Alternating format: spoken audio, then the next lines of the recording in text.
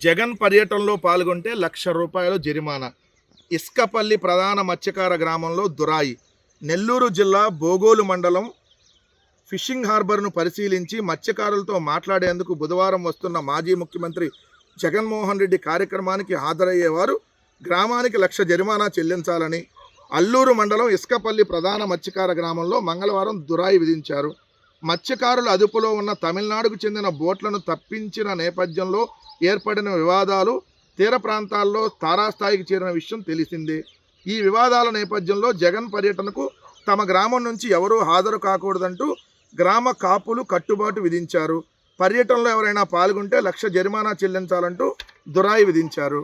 అంటే జగన్ గారు అక్కడికి వస్తున్నారని చెప్పి తెలుగుదేశం వాళ్ళు పాపం అక్కడ ఉన్నటువంటి ఆ గ్రామ పెద్దల మీద విపరీతమైనటువంటి ప్రెజర్ తీసుకొని వచ్చినట్టున్నారు.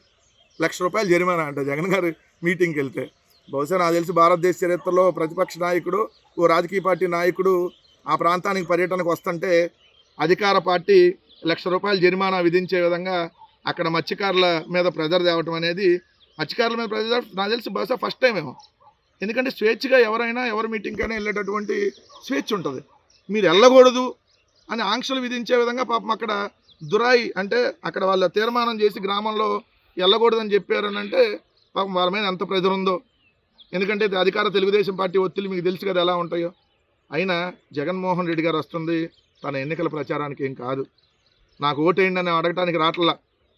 ఆయన వస్తుంది అదే మత్స్యకారులకు సంబంధించినటువంటి జువ్వల దిన్న ఫిషింగ్ హార్బర్.